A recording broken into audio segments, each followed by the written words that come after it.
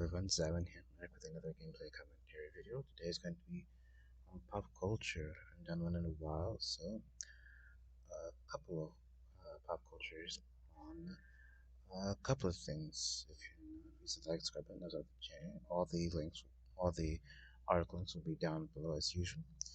If not, please hit that like, subscribe, and share the video. And let's get into it, shall we? Uh, First article is on Disney. Yes, yay, they're still pumping out show things. Alright, so Disney's live action Little Mermaid star Halle Bailey torpedoes her own manufactured representation narrative, of course. Let's get into it, shall we?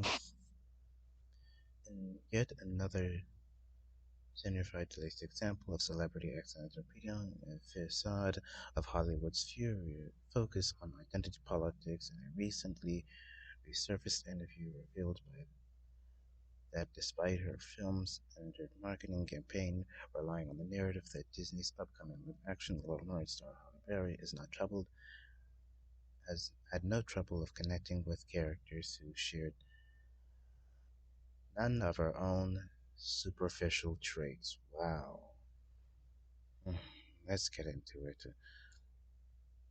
To the surprise of no one has paid the slightest in the bit of attention to Disney's political failings in recent years, the concept of representation has become a core tenet of the company's operations that have allowed them to be both distinctiously milk and given demographics for their money and attention, low quality products, as well as the head of any criticism public at many level towards them doing so.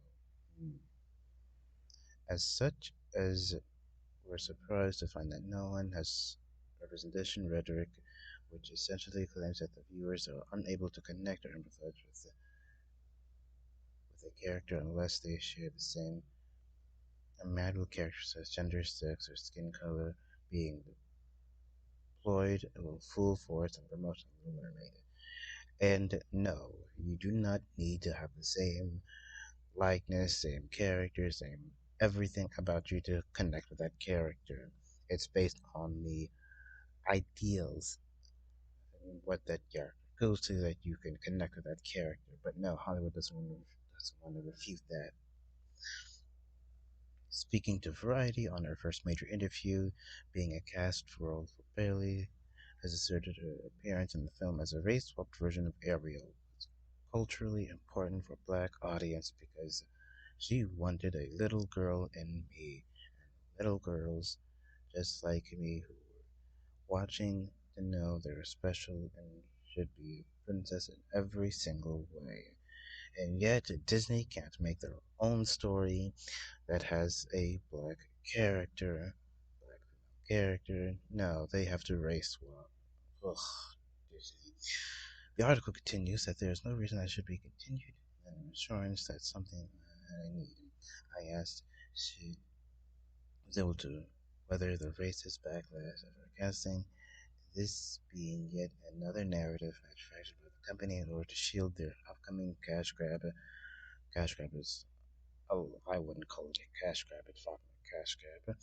From the legitimate criticism of poor production standards, Bailey said it was her grandparents who gave her the confidence to push forward.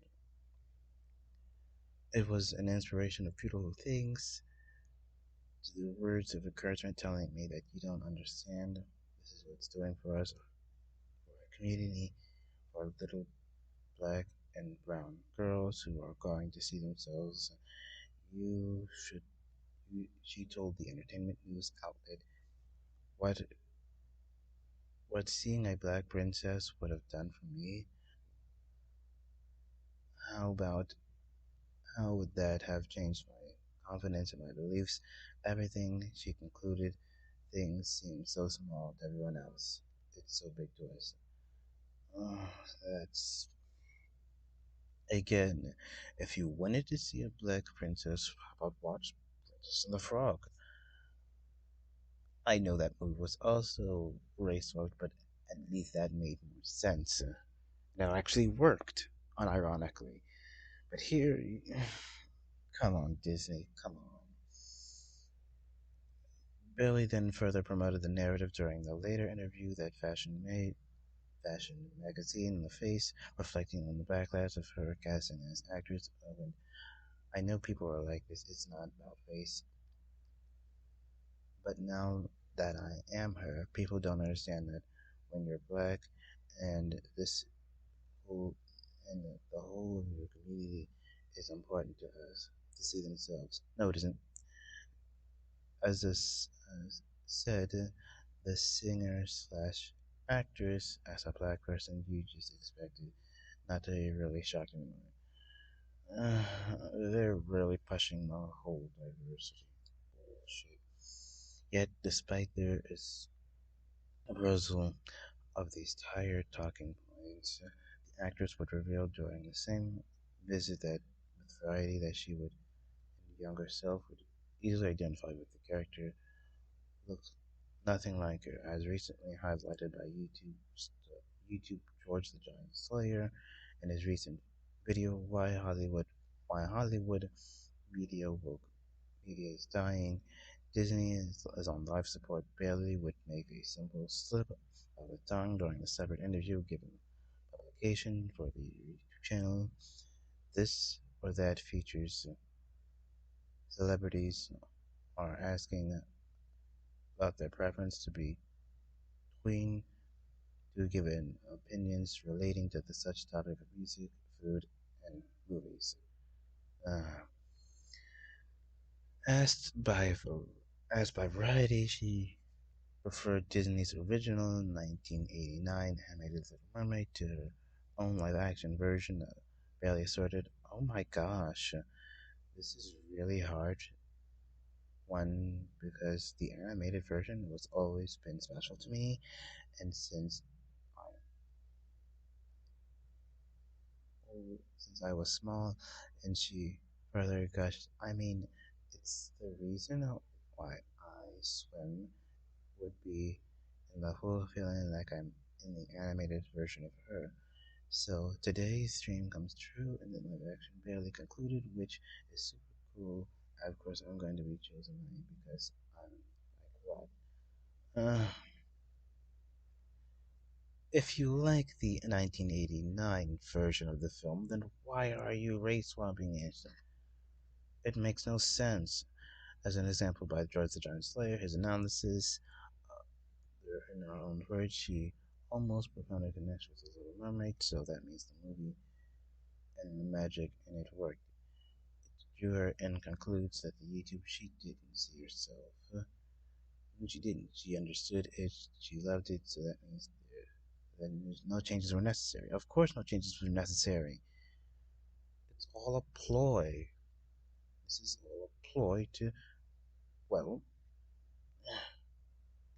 oh, goodness.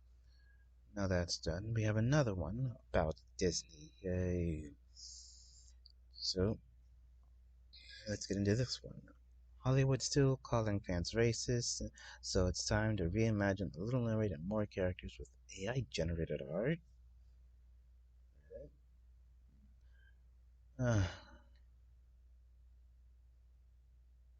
okay, so let's get into it. Hollywood continues to call everyday Americans racist, and not only, yeah, Hollywood, yeah, everybody. Mhm. That doesn't get old fast. For refusing to lap up with the reimagining characters and other garbage that it keeps serving up. Understatement. In the spirit of the embracing of the conflict, it demanded to have its time using AI generated art. Imagine Little Mermaid and other characters in Hollywood reimaginings, hoping reimagining is done by will be afraid and our moral superiors more than ever. If AR art can do a hell of a lot better than the actual artists, these woke artists, then that says a lot about you, Disney. The article continues that Disney is forthcoming on the live action Little Mermaid, the source of the Hollywood's latest attack on Americans rather than Americans dislike the latest reimagining of Disney's product. and the reason why Hollywood's currently attacking Americans since the case in the reimagined characters is Ariel.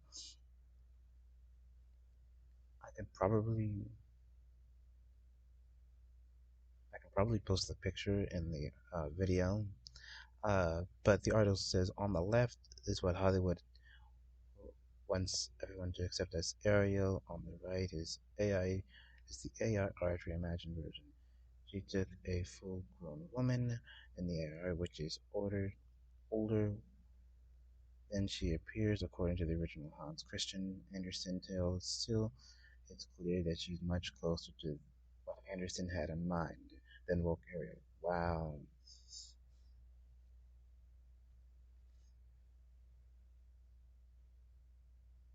So, on the far left, she makes Pinocchio. From the far left, Tom Hanks as Geppetto and his CGI character star in the film. The movie didn't do well. Audience were keep on the changes, the plot, yet the story overall fell flat.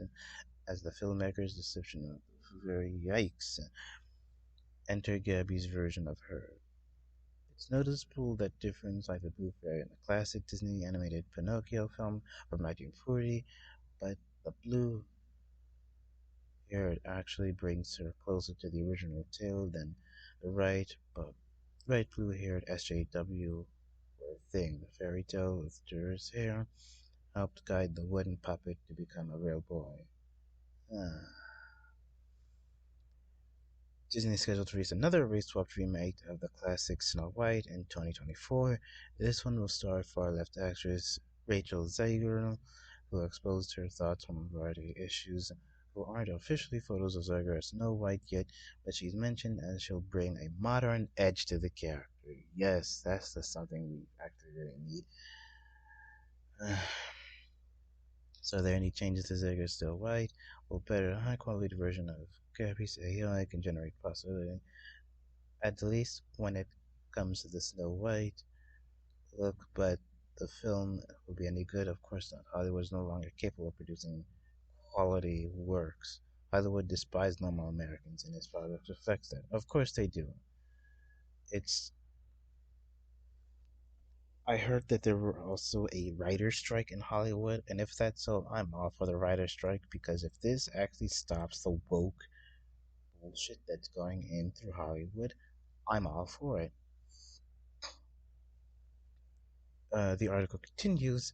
Tarzan's latest live action theatrical outgoing was in 2016. The release of look of the character was fine, but one IDBM reviewer puts it the movie features the characters are starkly one dimensional dumb fascist colonials bullying white people versus brave defenders of their land.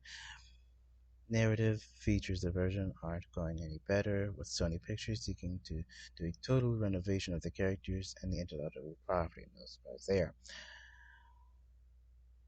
What will be the tonal renovation look like? Well, Tarzan will be transgender. It'll be a woman, not an actual woman, or will they go with the NCO becoming a secondary character in its own movie with pants wearing Jane taking charge, leading an army of diverse people against the white villains? Would audience rather see the Tarzan or a film based on Gabby gender generated version of him? Wow! So they're actually going to do a bot that's going to work so well. I already can see it. The canon of the barbarian has the live action. In 2011, Jason Momoa started it, and while he arguably fit the role quite well, the movie also itself bombed. There were some preliminary plans for Conan to be a streaming series on Prime, but it never came through fruition, with rumors swirling around that Tuscan man characters played the part. Why it fell through. Netflix supposedly developed a Conan series now, but it's been since the NXT film. about it, about the hit of the news. It's still moving forward. Who knows if it will Canon's toxic masculinity survive intact, or which the audience would rather see something like an AI generated version of Canon, a barbarian who's more in touch with his emotions. Oh gosh, wow! So they can Hollywood needs to get their head out of their asses. But our final news is on Jenna Ortega. So let's get into it from the blast. Jenna Ortega slammed as an entitled and toxic for her comments about Wednesday's script. Of course. You know, the one thing I hate is people who are passionate like uh, Tom, Tom Cruise, Henry Cavill, Jenna Ortega, are all slammed as toxic masculinity for actually putting their or actually caring about the characters' roles and what they're doing. Why is why is Hollywood giving them such why? I,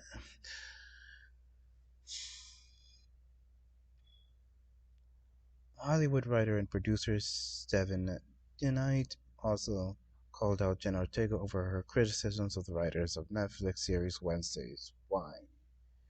He slammed the actress in a tweet saying that her negative comments about the writer's work were beyond entitled and toxic.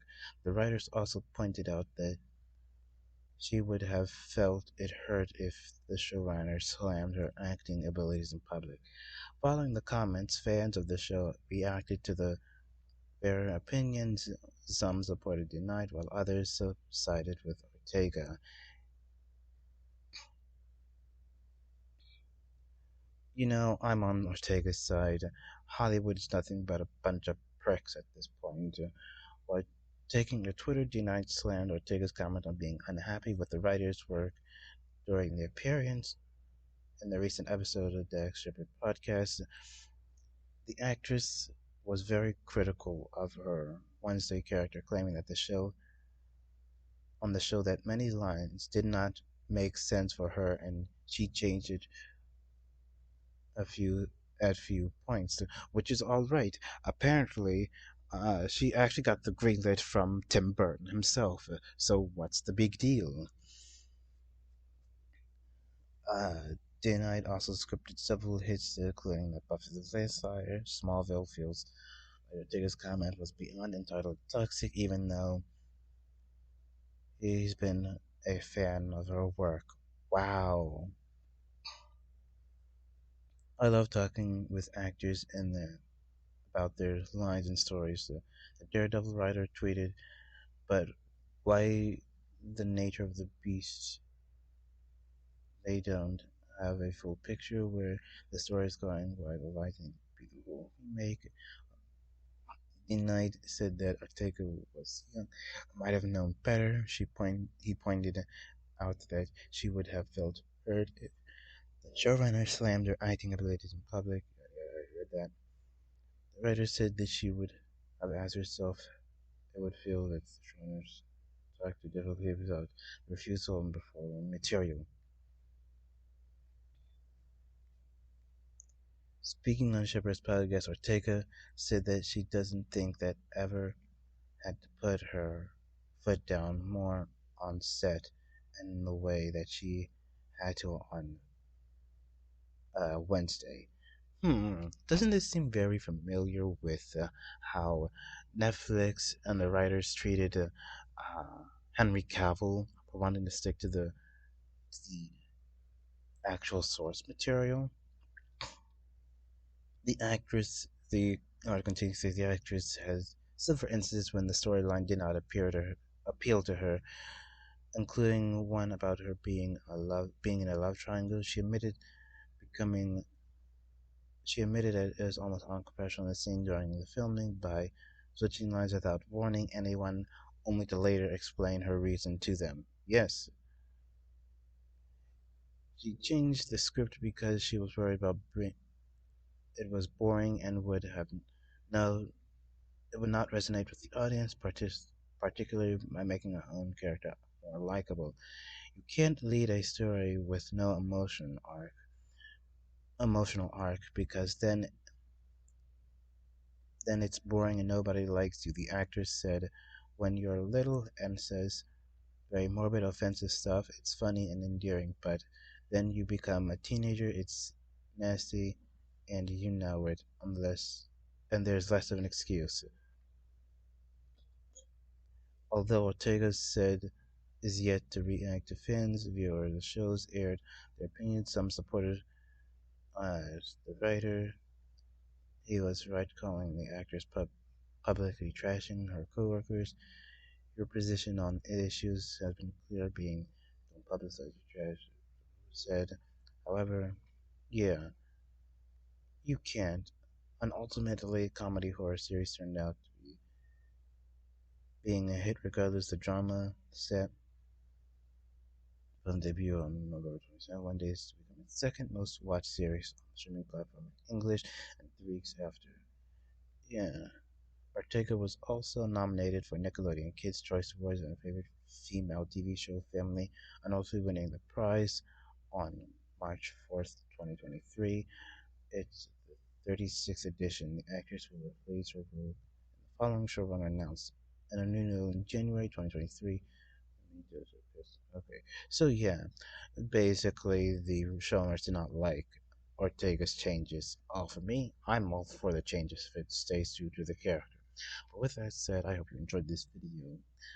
See you in the next one. Zaran is out of here, and see ya.